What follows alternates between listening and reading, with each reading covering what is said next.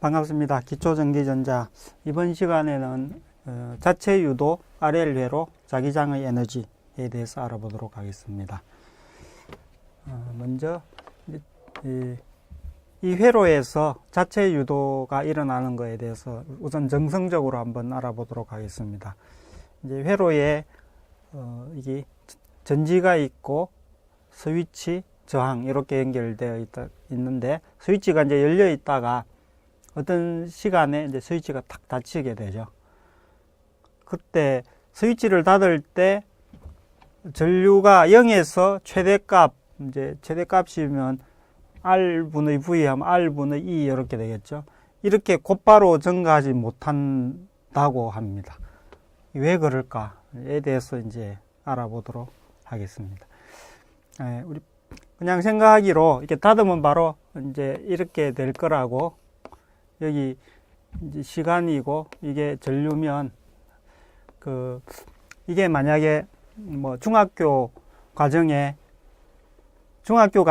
이제 문제라고 그러면 이게 맞다고 간주를 할 거예요. 여기가 이제 R분의 E가 T가 0에서 스위치를 닫았다고 그러면 T가 0에서 스위치를 닫았다고 그러면 안 흐르다가 이렇게 흐를 거다. 뭐 이게 맞다고 할 건데 실제로는 이렇게 되지가 않고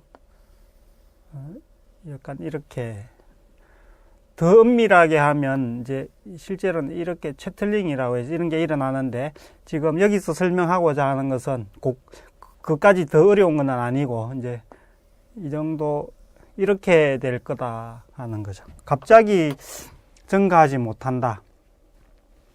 왜 그런가?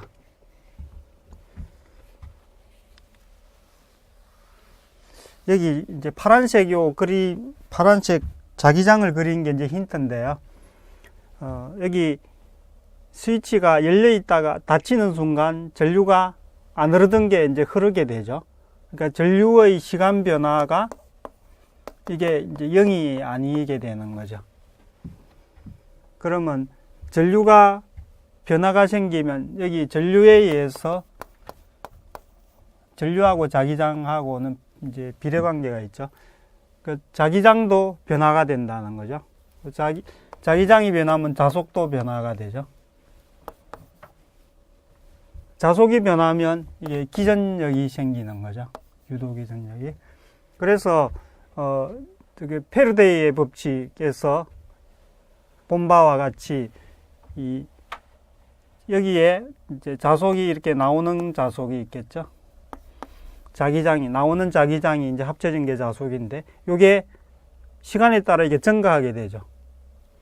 그러면 그 페르데이 법칙에서 이제 마이너스 기호를 뜻하는 렌츠의 법칙에 의해서 이렇게 이 자기장이 증가하지 못하도록 이쪽 방향으로 이 기전력이 발생을 하게 되죠. 이제 닫힌 회로에 기전력이 이쪽으로 발생을 하게 되어서 원래 가지고 있던 전지를 방해하는 이런 이제 역할을 하게 됩니다. 그래서 전류가 곧바로 R분의 이 값에 도달하지 못하고 약간 이렇게 시간이 소요가 된다는 겁니다. 자, 이렇게 일어나는 현상을 자체 유도, 이 회로 자체에서 이제 스스로 일어나는 이런 거라고 해서 자체 유도라고 합니다. 셀프 인덕션이라고 한다. 이거는 이제 자속의 변화, 이 회로가 마치 이게 이 코일하고 같은 거죠. 이렇게 코일에 전류가 흐르는 거하고 같은, 그래서 이제 자속이 이렇게 나오는 것과 같은, 자기장이 이렇게 나오는 것과 같은 그런 효과를 내기 때문입니다. 이것을 이제 자체 유도라고 하고, 이때 생기는 기전력, 만약에 여기에 이쪽 방향으로 기전력이 발생하겠죠. 요것을 이제 만약에 이렇게 하면 여기에 이렇게 저항을 연결한다고 그러면 이쪽으로 전류가 이쪽으로 되겠네요. 이쪽으로 전류가 흐르려고 하는 그런 이제 여기 유도기전력, 유도기전력이 생긴 거다. 잠깐만요. 이게 방향이 유도기전력이면 이쪽으로 전류가 이쪽으로 흐르도록 하려고 하니까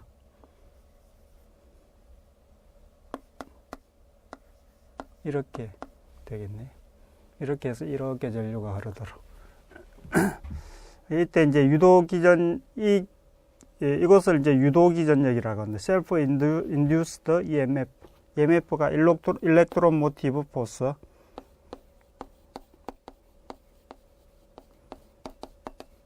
이걸 기전력이라고 그러죠. 이것을 이제 유도기전력이다. 이 유도기전력이 생기기 때문에 이 원래 전지가 가지고 있는 기전력의 반대 방향으로 유도기전력이 생기기 때문에 전류가 즉시 흐르지 못한다 하는 겁니다.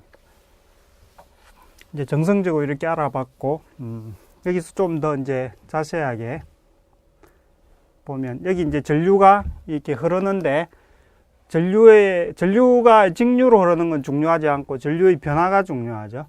그래서 여기 B를 보면 전류가 이렇게 증가를 한다, 이쪽으로.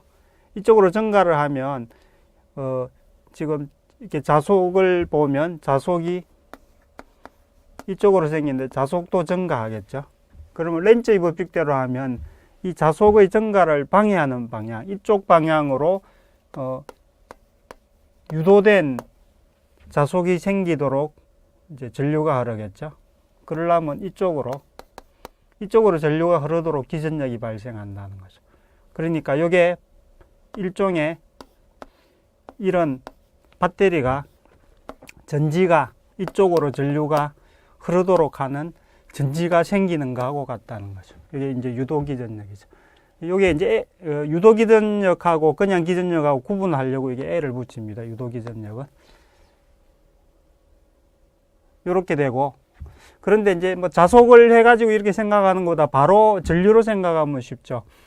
전류가 이렇게 들어가는 게 증가하면 이쪽으로 전류가 흐르도록 한다 그러면 전류가 이쪽으로 나오게 하려면 전지가 이렇게 되면 되죠. 유도기전력이 이렇게 생긴다. 전류로 바로 이제 유도기전력의 극성을 구할 수가 있습니다. 여기는 이쪽으로 전류가 감소하니까 이제 유도기전력은 이 전류가 이쪽으로 가는 게 감소하니까 더 이쪽으로 가도록 가도록 유도기전력이 생기겠죠. 전류가 줄어들고 있으니까 더 늘어나게 하려고. 그래서 이것은 기전력이 이렇게 여기가 플러스 마이너스 되게 이렇게 된다 하는 거죠. 렌츠의 법칙이 말해주는 게 전류의 흐름을 변화를 방해하는 방향으로 여기 마이너스가 붙어서 방해하는 방향으로 유도기전력이 생긴다. 같은 건 아니고요. 이렇게 비례하도록 생긴다 하는 것을 이제 정성적으로 알 수가 있습니다. 그러면 예를 들면 이 코일을 가지고 있는데 이제 여기에 코일에 전지처럼 사용하려고 이렇게 하려고 그러면 이제 만약에 이제 전류는 안 흘리고 하겠다 그러면 이쪽으로 전류가 나오도록 하려면 이쪽으로 전류가 흐르도록 하려면은 이쪽으로 전류가 흐르면 여기가 NS가 돼야 되겠죠. 그래서 N이 이게 줄어들도록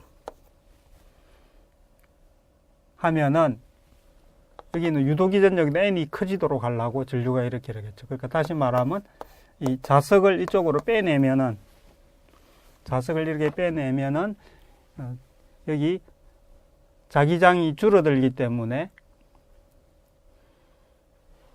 이 N극을 다시 잘못된 것 같은데 잠깐만요. 이렇게 설계를 하려니까 더 어렵네. 그냥 여기에 N극이 이렇게 빠져나간다. 그러면 여기에 자기장이 이렇게 가던 게 줄어들죠. 그러면 자기장이 줄어든 걸 늘어나게 하려고 이쪽으로 전류가 더 커지도록 이렇게 되겠죠. 그러면 여기 이제 기전력이 이렇게 되겠죠. 그래서 이것은 이런 이제 전지하고 같은 역할을 하게 되는 거죠. 그래서 이렇게 이제 기전력을 생기게 하려면 끊임없이 움직여줘야 되는 거죠. 자석도 그렇고 전류도 이렇게 움직여줘야, 전류는 변화를 줘야 되고 거기에 자석은 움직여줘야만 생긴다는 것을 알 수 있습니다.